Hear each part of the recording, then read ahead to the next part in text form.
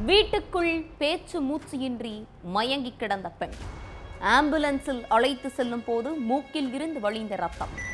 மருத்துவமனைக்குள் நுழைவதற்கு முன்பே பிரிந்த உயிர். தத்தெடுத்து வளர்த்த மகளே தாயை கொலை செய்தது அம்பலம். தத்தெடுத்து வளர்த்த மகளே தாய்க்கு யமனாக மாறியது ஏன்? தாயை கொலை செய்ததற்கு என்ன காரணம்? பின்னணி என்ன?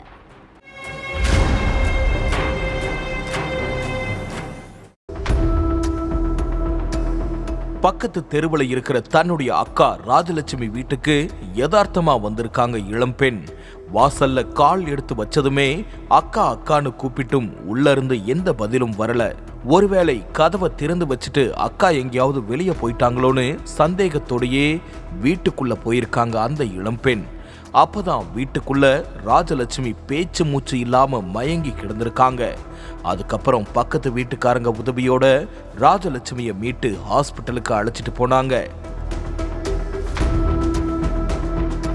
முதல்ல பார்த்தப்போ ராஜலட்சுமி உடம்புல ஒரு சின்ன காயம் கூட இல்லாம இருந்திருக்கு.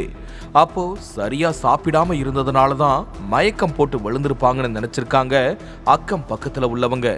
ஆனா ஹாஸ்பிட்டலுக்கு போற வழியிலேயே ராஜலட்சுமி மூக்குல இருந்து ரத்தம் வந்திருக்கு. ரத்தத்தை பார்த்ததுக்கு அப்புறம் தான் இது சாதாரண மயக்கம் அல்ல, வேற ஏதோ நடந்திருக்குன்னு தெரிஞ்சிருக்கு.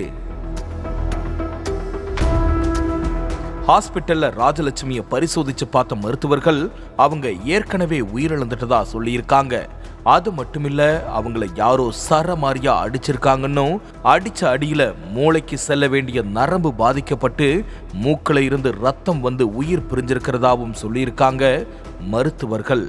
தகவல் தெரிஞ்சு மருத்துவமனைக்கு வந்த போலீஸ் ராஜலட்சுமிக்கு என்னாச்சு, எப்படி இறந்தாங்கன்றது சம்பந்தமா விசாரணை நடத்த ஆரம்பிச்சாங்க. அப்போ கொஞ்ச நாளாவே ராஜலட்சுமிக்கும் அவங்களுடைய 13 வயசு மகளுக்கும் இடையில அடிக்கடி தகராறு நடந்துகிட்டே இருந்துச்சுன்னு சொல்லியிருக்காங்க அக்கம் பக்கத்துல உள்ளவங்க. அதுக்கப்புறம் ராஜலட்சுமியுடைய 13 வயசு மகள் கிட்ட விசாரிச்சப்பதான் பல அதிர்ச்சிகரமான விஷயங்கள்லாம் வெளியே வந்து எல்லோரையும் உறைய வச்சிருக்கு. ஒடிசா மாநிலம் கஜபதி மாவட்டத்தில் இருக்கிற பரளக்கே முண்டிங்கிற ஏரியாவை சேர்ந்த ராஜலட்சுமிக்கு கல்யாணமாகி ரொம்ப வருஷமா குழந்தை இல்லாம இருந்திருக்குது. குழந்தைக்காக பல மருத்துவமனைகள்ல ட்ரீட்மெண்ட் எடுத்தும் கோயிலா ஏறி பிரார்த்தனைகள் பண்ணியும் ராஜலட்சுமிக்கு குழந்தை பிறக்கல. சொந்தக்காரங்க வீட்டுல ஏதாவது விசேஷம்னு கூப்பிட்டா கூட போகாம வீட்டுக்குள்ளேயே முடங்கி கிடந்திருக்காங்க ராஜலட்சுமி. ஏன்னா கல்யாணமாகி இவ்வளவு வருஷமாகியும் குழந்தை பெத்துக்க தகுதி இல்லைன்னு ராஜலட்சுமிய காது படவே கேவலமா பேசியிருக்காங்க சொந்தக்காரங்க. இந்த சூழல்ல ராஜலட்சுமியும் அவங்களுடைய கணவரும் இரவு நேரத்துல வாக்கிங் போயிட்டு இருந்திருக்காங்க. அப்போ சாலையோரத்துல ஆள் நடமாட்டம் இல்லாத இடத்துல இருந்து குழந்தை அழுகிற சத்தம் கேட்டிருக்குது. அந்த சத்தத்தை கேட்டதும் கணவன் மனைவி அங்க போய் பார்த்தப்போ பிறந்து 3 நாட்களே ஆன ஒரு பெண் குழந்தை இருந்திருக்கு. குழந்தை இல்லாம தவிச்சிட்டு இருந்த ராஜலட்சுமிக்கு அந்த பெண் குழந்தைய பார்த்ததும் கண்ணுல இருந்து சாரையா கண்ணீர் கொட்டி இருக்குது.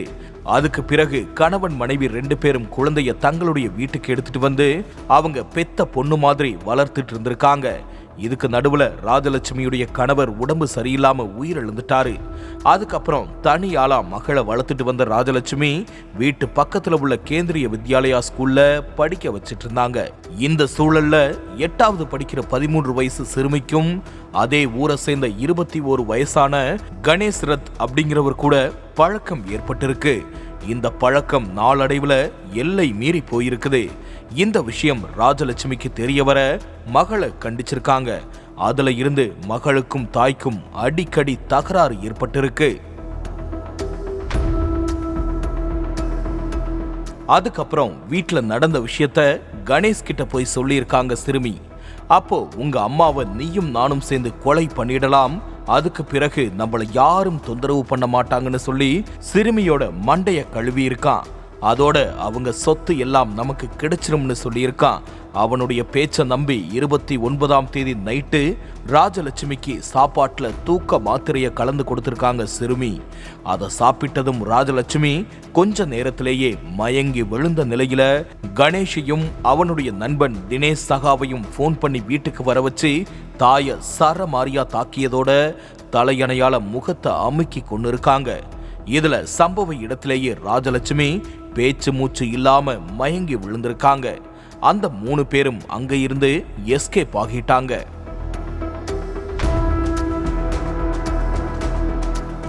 இதுக்கிடையில தான் மயங்கி கிடந்த ராஜலட்சுமியை ஹாஸ்பிட்டலுக்கு அழைச்சிட்டு போயிருக்காங்க அவங்களுடைய தங்கச்சி. அங்க ராஜலட்சுமியை பரிசோதனை பண்ண மருத்துவர்கள் அவங்க ஏற்கனவே உயிரிழந்துட்டதா சொல்லியிருக்காங்க.